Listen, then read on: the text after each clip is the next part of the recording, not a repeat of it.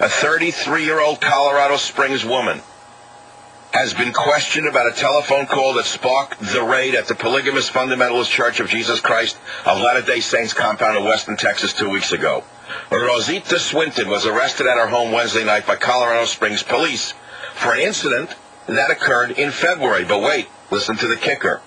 Members of the Texas Rangers were also in Colorado Springs as part of their investigation involving the compound in Texas. Very convincing, very interesting dialogue that I had with this woman. I did get her to admit to me that her name was Rose. And I said, do you even understand what you're doing is wrong? That numerous households and numerous children have been questioned as a result of the lies you've been telling.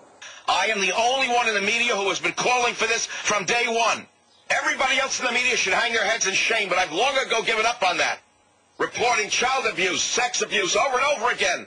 You rats, you in the media, you filthy rats. Your children should be taken away from you in your lifetime, what I watch going on here. You repeated it like a bunch of rabbits, all of you, last week. Sex abuse, child abuse, child abuse. Crazy eyes there on CNN. That despicable low-life creature, sex abuse, polygamous compound. Your children should be taken away from you on CNN. I hope your children are seized one day by what I see going on here.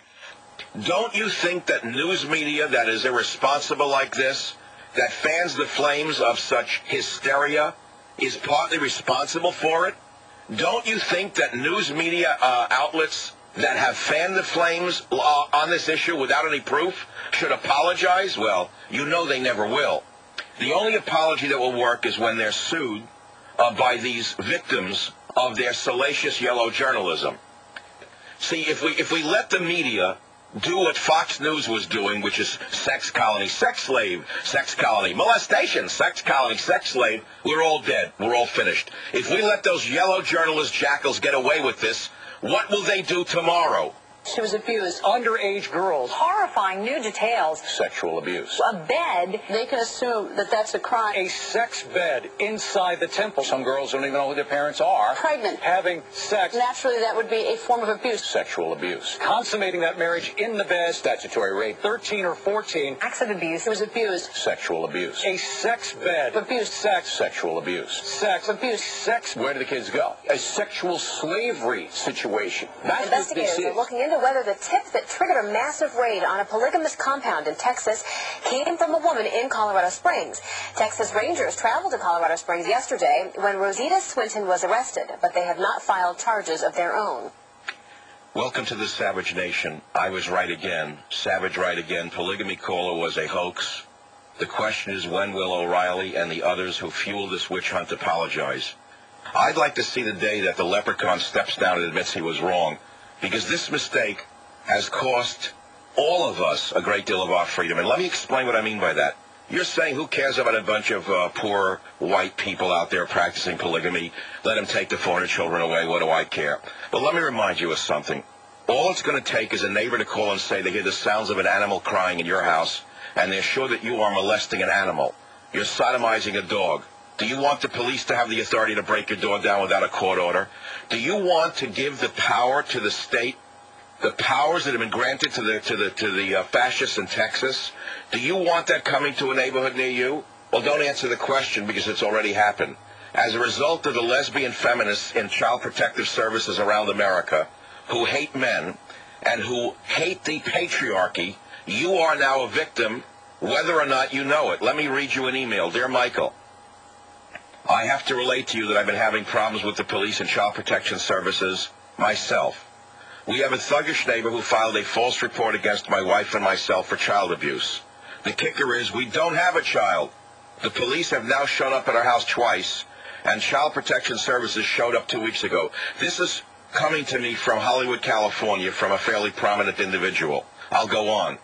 When the child protection guy showed up, my wife was at home alone, and he told her there was a report of child abuse. When my wife told him we don't have a child, he peered into the house and saw photographs of children on our mantelpiece. He says, "You have photos of children." One of those pictures is of me when I was 2 years old, and the other photos are of my nephews and niece. Michael, it's been terribly upsetting for my wife, as we've been trying to have a child ourselves. So to be accused of child abuse is no laughing matter. And what kind of sick individual would make such a false claim? Anyway, these people are out of control. You are right. It is like the Soviet Union. We are being treated as guilty without having even done anything. Thought I'd relate this personal episode. A.S. Tales of the Texas Rangers. Texas, more than 260,000 square miles. And 50 men who make up the most famous and oldest law enforcement body in North America. Now, from the files of the Texas Rangers come these stories based on fact. Only names, dates, and places are fictitious for obvious reasons. The day they raided an unarmed church with body armor, armored personnel carriers, and machine guns, and made a group of women cry and stole children from the arms of their mothers. That's the world we live in. But, of course, they didn't design the raid. The raid was designed by the mean-faced, clipped-haired women who run Child Protective Services, along with a crackpot judge that they found in some country courthouse. And then, of course, once the fire was started in the Texas prairies, the salacious yellow journalists started to fan the flames of hatred against these poor people in this church. Listen, for example, to this montage of accusations coming out of New York's lowest sewers. New detention coming from a newly unsealed search warrant. They have girls, young girls. Acts of abuse took place. She was abused. Underage girls. Horrifying new details. Sexual abuse. A bed. They can assume that that's a crime. A sex bed inside the temple. Some girls don't even know who their parents are. Pregnant. Having sex. Naturally, that would be a form of abuse. Sexual abuse. Consummating that marriage in the bed. Statutory rape. 13 or 14. Acts of abuse. It was abused. Sexual abuse. A sex bed. Abuse. Sex. Sexual abuse. Sex. Abuse. Sex. Where do the kids go? A sexual slavery situation. That's what this is. Okay, that's what this is? Really, Bill? Are you sure that's what this is? Could it be that you're a slave to ratings? That that's what this is? Well, we'll have to tune in and find out when this finally ends. But the national news media, which I affectionately call the midstream media, has not yet apologized to these poor people. And I want to remind you that I believe as a result of this raid, we're going to see a challenge all the way to the Supreme Court with regard to polygamy, which the people who practice it call, I think, plural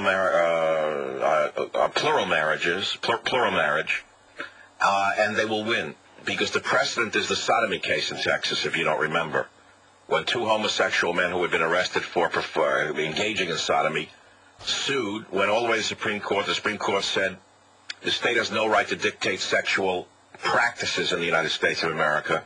Therefore, sodomy laws were thrown out. Well, next will be polygamy laws.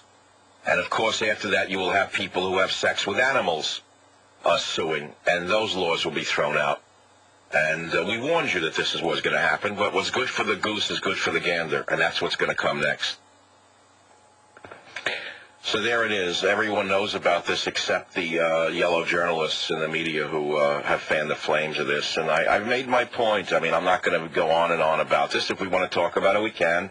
It'll get bigger and it'll get lower. And then they'll come up with evidence that they were raped, and the state now has so much at stake, they're going to have to invent child abuse. However, let me explain something to you.